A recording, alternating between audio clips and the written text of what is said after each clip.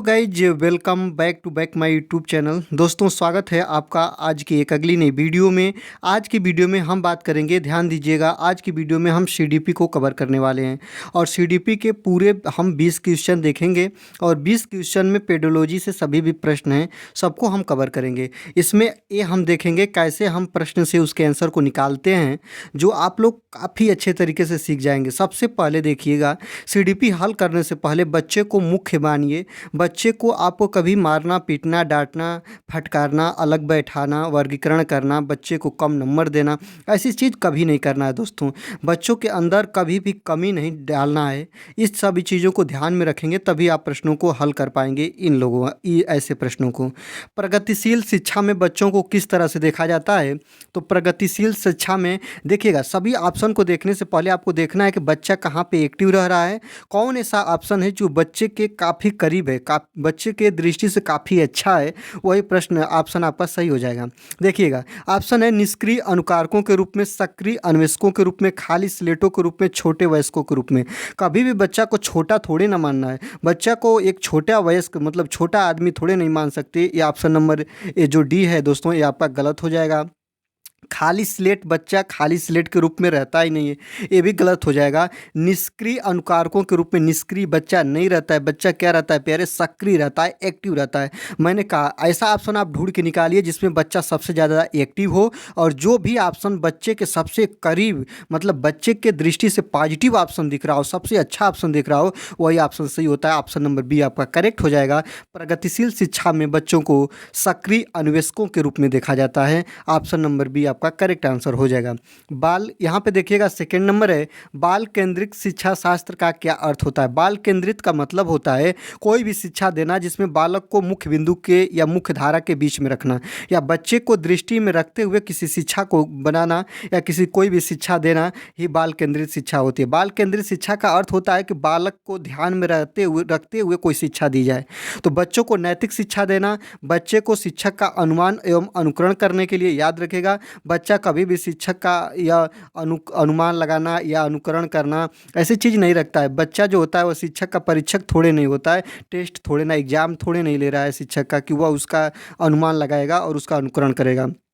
बच्चों को अभिव्यक्ति और उनके सक्रिय भागीदार को महत्व देना, बच्चों को पूर्ण रूप से स्वतंत्र देना। ये देखिएगा ऑप्शन नंबर डी आपका इनकरेक्ट हो जाएगा। बच्चों को नैतिक शिक्षा देना, ये भी गलत हो जाएगा, ये भी गलत हो जाएगा।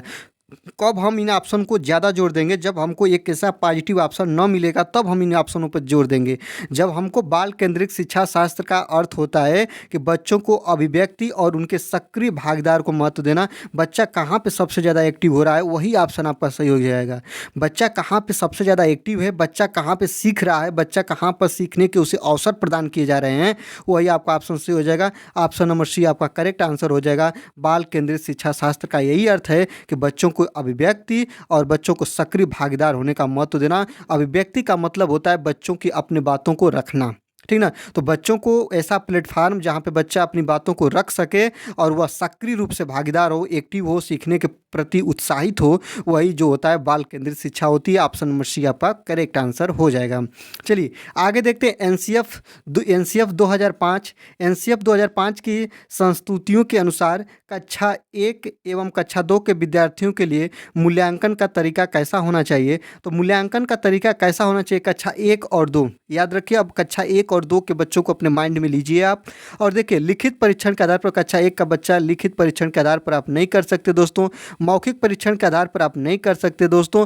लिखित एवं मौखिक, जब लिखित और मौखिक दोनों नहीं है प्यारे, तो ये भी ऑप्शन इनकरेक्ट हो जाएगा। प्रेक्षण के आधार पर होता है दोस्तों, प्रेक्षण के आधार पर, क्रियाकलाप के आधार पर इनकी आप लोग मूल्यांकन कर सकते हैं। कैसा बच्चा कर रहा है उसके देख रेख के अनुसार आप उसका अनुभव और मूल्यांकन करेंगे। ऑप्शन नंबर डी आपका करेक्ट आंसर हो जाएगा।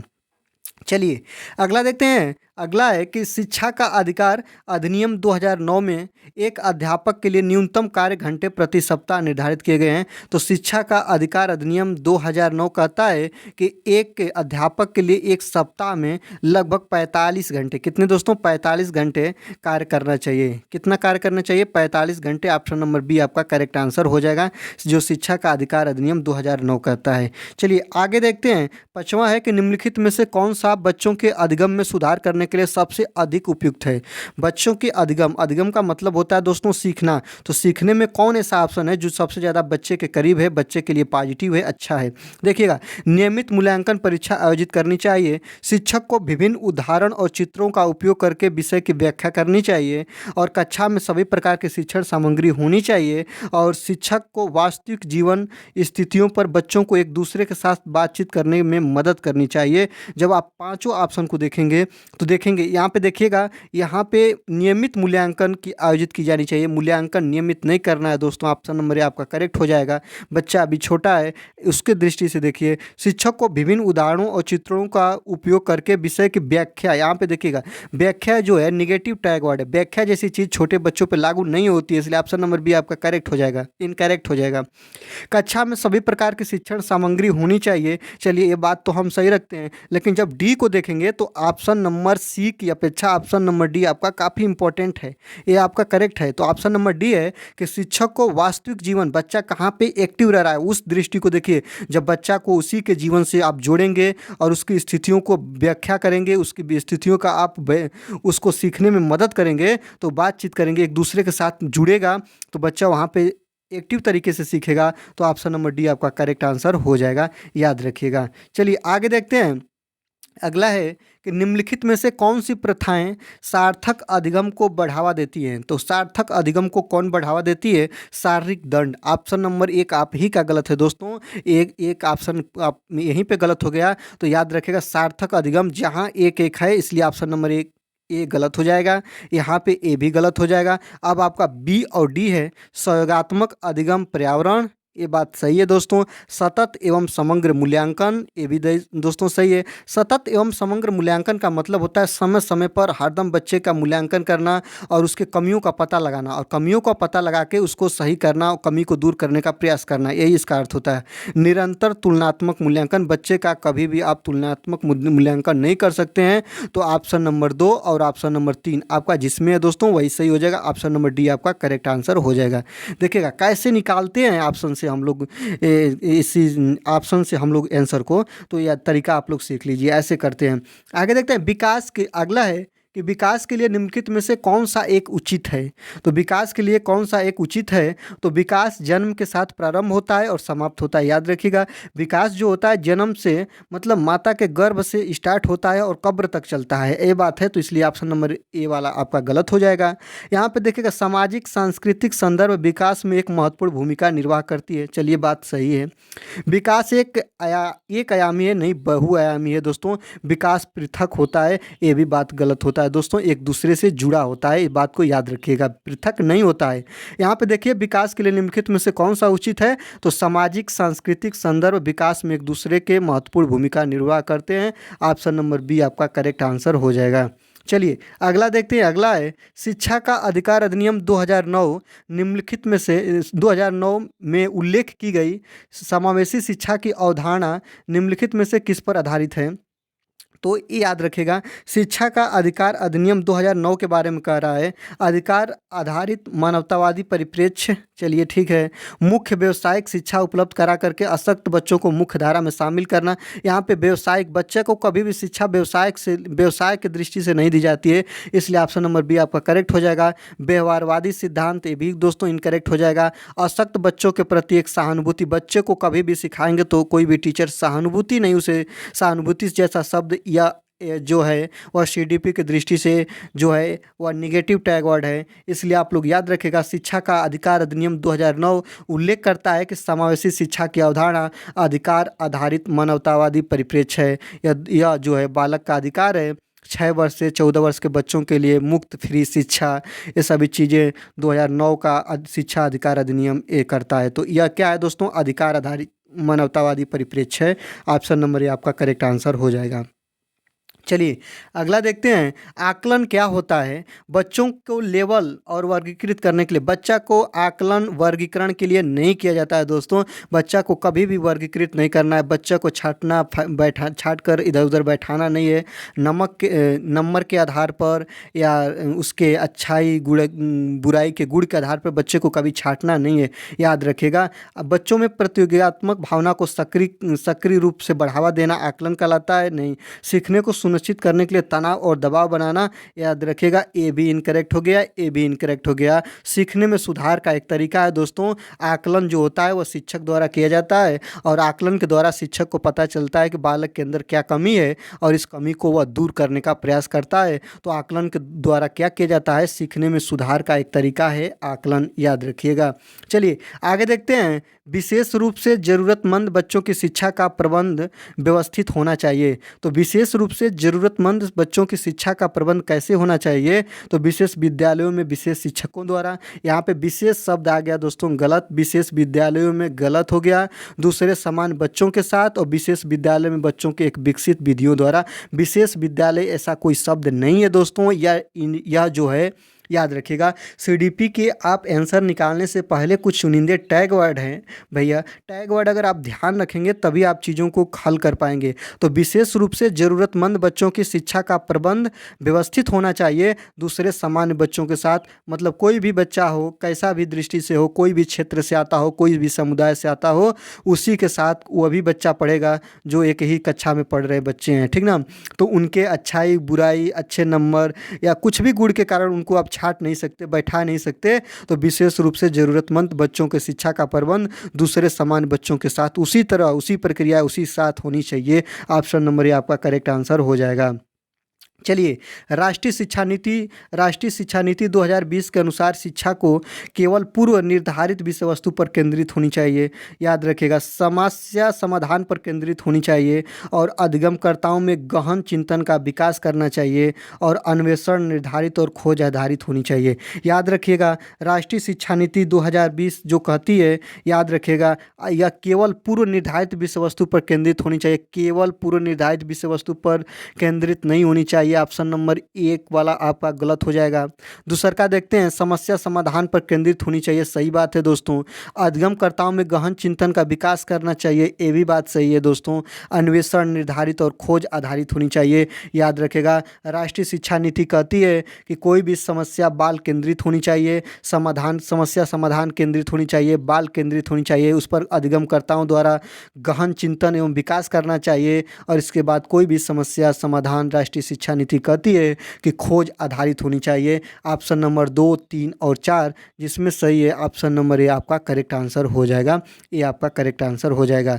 केवल पूर्व निर्धारित, यहाँ पे केवल जो है दोस्तों या निगेटिव है। आप देखिएगा केवल आप टैग वर्ड पर ध्यान दे देंगे तो आप ज़्यादातर प्रश्नों को हल कर लेंगे, ठीक है। जितने भी पेडोलॉजी से प्रश्न आते हैं, तो जितने भी पेडागोगी के प्रश्न हैं उसमें आप 80% प्रश्नों को हल कर लेंगे अगर आप निगेटिव टैग वर्ड और पॉजिटिव टैग वर्ड को ध्यान में रखते हैं। तो याद रखिएगा, निःशुल्क एवं अनिवार्य बाल शिक्षा अधिकार अधिनियम 2009 दिव्यांग बच्चों की निःशुल्क शिक्षा के अधिकारों को सुनिश्चित करता है। तो कितने वर्ष से बच्चों के, याद रखिएगा, शिक्षा का अधिकार अधिनियम 2009 कहता है कि 6 वर्ष से 14 वर्ष के बच्चों के लिए, 6 वर्ष से 14 वर्ष के बच्चों के लिए वह शिक्षा जो होगी वह निःशुल्क होगी। 6 वर्ष से 14 वर्ष के बच्चों के लिए किसी भी फैक्ट्री में भारी भरकम काम या बधुआ मजदूर के रूप में कार्य कराएंगे तो उस मालिक के ऊपर जुर्माना हो जाएगा बाल अपराध के अंतर्गत, याद रखिएगा। तो यही है दिव्यांग बच्चों को निःशुल्क शिक्षा का अधिकार अधिनियम, 6 वर्ष से 14 वर्ष के बच्चों के लिए मुफ्त निःशुल्क और फ्री शिक्षा का प्रावधान है, याद रखेंगे।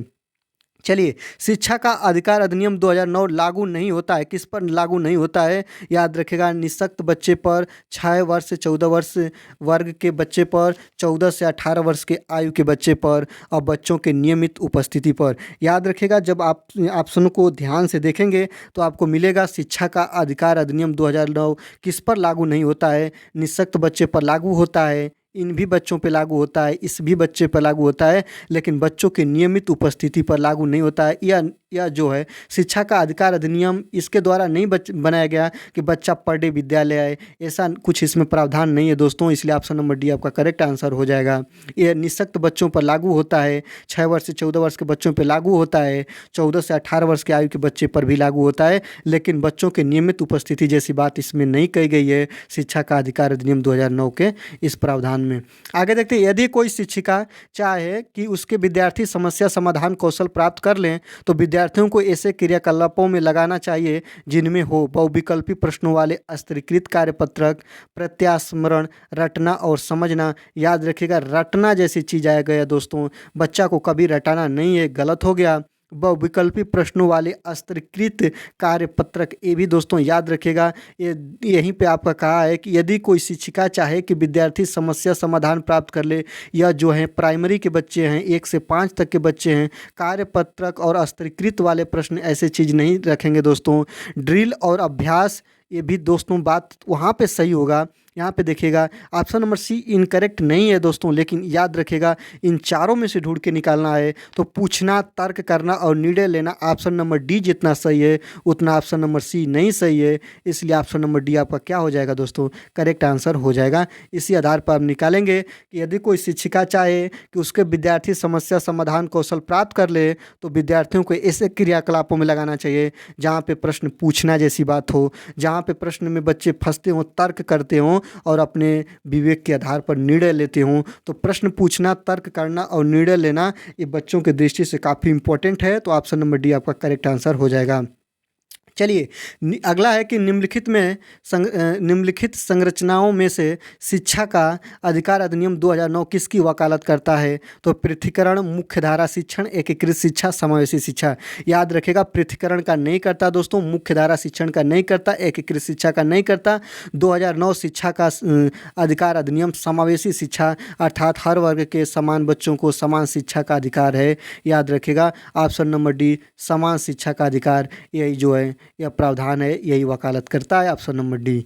आगे देखते हैं निम्नलिखित में से अधिगम संबंधित कौन सा कथन सही नहीं है? तो अधिगम में कौन सा कथन सही नहीं है, पूरे ऑप्शन को पढ़ना होगा। इसे उचित वातावरण चाहिए, परिपक्वता का इससे कोई संबंध नहीं होता है, सहायक सामग्री अधिगम में मदद करती है और अधिगम प्रक्रिया में अभिप्रेरणा महत्वपूर्ण है। अधिगम प्रक्रिया में अभिप्रेरणा महत्वपूर्ण है, ये भी बात सही है। सहायक अधिगम अभिक्रिया में मदद करती है, ये भी बात सही है। परिपक्वता का इससे कोई संबंध नहीं है, इसे उचित वातावरण होनी चाहिए, ये भी बात सही, ये भी बात सही, ये भी बात सही।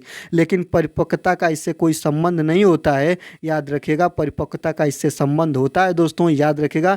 ऑप्शन नंबर बी आपका सही नहीं है, ये गलत बात है, इसलिए ये क्या हो जाएगा, इनकरेक्ट है। इसलिए कथन सही नहीं है पूछा है, तो यही सही नहीं है। ऑप्शन नंबर बी आपका करेक्ट आंसर हो जाएगा। चलिए अगला देखते हैं कि बच्चों के विकास के सिरस्थ सिद्धांत के अनुसार निम्न में से कौन सा कथन सही है? सिरस्थ सिद्धांत कहता है कि बच्चे का विकास सिर से पैर की तरफ होता है दोस्तों। तो याद रखिएगा विकास जो होता है वह सिर से पैर की तरफ, ऑप्शन नंबर ए आपका करेक्ट आंसर हो जाएगा। जो बच्चे का विकास होता है वह सिर से पैर की तरफ होता है, सिरस्थ सिद्धांत यही कहता है। चलिए आगे देखते हैं निम्नलिखित में से कौन सा द्वितीयक समाजीकरण एजेंसी का उदाहरण है? याद रखिएगा सोशलाइजेशन, समाजीकरण के दो उदाहरण होते हैं, दो अवस्थाएं होती हैं, दो स्थितियां होती हैं, दो एजेंसियां होती हैं। याद रखिएगा पहली होती है प्राथमिक समाजिलेशन, याद रखिएगा फर्स्ट सोशलाइजेशन प्रथम, और एक होती है द्वितीय। प्रथम में बच्चा जो होता है वह परिवार से सीखता है, माता पिता से सीखता है, आस पड़ोस से सीखता है। और द्वितीयक में बच्चा जो होता है वह विद्यालय से सीखता है, मीडिया से सीखता है, जिम वाले स्थान से सीखता है। याद रखिएगा। तो निम्नलिखित में से कौन सा द्वितीयक समाजीकरण एजेंसी का उदाहरण है? तो द्वितीयक में देखिएगा यहाँ पे परिवार हो गया, तो इसलिए ऑप्शन गलत हो जाएगा। यहाँ भी परिवार है, परिवार प्राथमिक का है। यहाँ भी देखिएगा मीडिया एवं पास पड़ोस बताए हैं, पास पड़ोस जो है वह प्राथमिक एजेंसी का उदाहरण है, इसलिए भी गलत हो जाएगा। विद्यालय एवं मीडिया क्या है दोस्तों, ये सेकेंडरी है, द्वितीयक एजेंसी के उदाहरण है। याद रखिएगा ऑप्शन नंबर ए आपका करेक्ट आंसर हो जाएगा। चलिए आगे देखते हैं पियाजे के संज्ञानात्मक विकास के 4 चरणों में कौन सा सम्मिलित नहीं है? तो याद रखेगा इंद्रिय गामक अवस्था और पूर्व सक्रियात्मक अवस्था, अमूर्त सक्रियात्मक अवस्था ए है, लेकिन उत्तर सक्रियात्मक अवस्था नहीं है। ऑप्शन नंबर सी आपका करेक्ट आंसर हो जाएगा। पियाजे ने 4 प्रकार की अवस्थाएं दी है, बच्चों के आधार पर 4 चरणों में बांटा है, जिसमें उत्तर सक्रियात्मक अवस्था नहीं है। तो ऑप्शन नंबर सी आपका क्या हो जाएगा, करेक्ट आंसर हो जाएगा। चलिए आगे देखते हैं, एक महान मनोवैज्ञानिक हैं वाइगोत्स्की। तो वाइगोत्स्की ने बाल विकास के बारे में क्या कहा है? तो वाइगोत्स्की कहते हैं कि बच्चा समाज से सीखता है। याद रखिएगा बच्चा जो होता है वह समाज से जुड़कर सीखता है, वाइगोत्स्की साहब कहते हैं।